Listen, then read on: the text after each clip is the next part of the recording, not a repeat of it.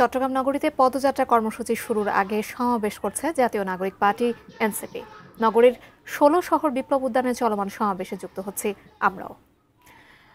আমরা একেবারে সেখানে চলে যাব এবং আমাদের সহকর্মী আছেন সেখানে মনিরুল ইসলাম পারভেজ। আমরা তার কাছ থেকে জানতে চাই যে এনসিপির এই যে পদযাত্রা কর্মসূচি সেখানে কিন্তু বিপুল মানুষের জনসমাগম আমরা দেখতে পাচ্ছি এবং আজকে এই সমাবেশে কি অবস্থা আপনার মাধ্যমে জানতে চাচ্ছি।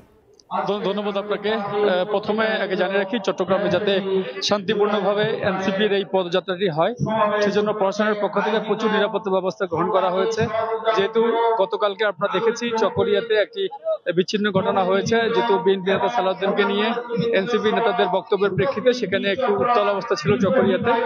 ঠিক সে ধরনের কোনো পরিস্থিতি চট্টগ্রামে না হয় সেজন্য আগে থেকেই আমরা এখানে চট্টগ্রামে যে পুলিশ প্রশাসন রয়েছে, আইনশৃঙ্খলা রক্ষাকারী বাহিনী, তাদেরকে আমরা এখানে দেখেছি।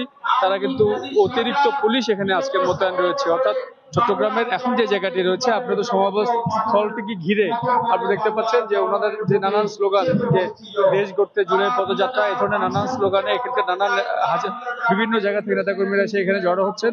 অর্থাৎ কিছুক্ষণ পরেই এখানে কেন্দ্রীয় নেতারা এসে উপস্থিত হবেন এবং এরপরেই মূলত তাদের বক্তব্য রাখার পরেই এখান থেকে একটি পদযাত্রা চট্টগ্রামের কয়েকটি সড়ক প্রদক্ষিণ করে নিউ মার্কেট গিয়ে শেষ হবে।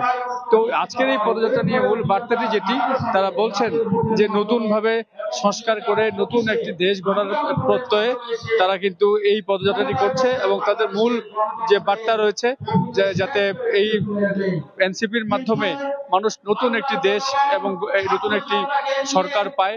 তাদের যে মূল বার্তা হচ্ছে সেটি আসলে সংস্কারের মাধ্যমে তারা একটি নতুন দেশ গড়তে চায়, সেই বার্তাটি যারা জনগণকে দিতে যাচ্ছে। এবং আজকে আমরা দেখেছি একে ঘিরে এই চট্টগ্রামের ১৬ শহরে এখন এসে সবাই জমায়েত হচ্ছে এবং কিছুক্ষণ পরেই এখান থেকে একটি পদযাত্রা নগরের বিভিন্ন সড়ক প্রদক্ষিণ করবে।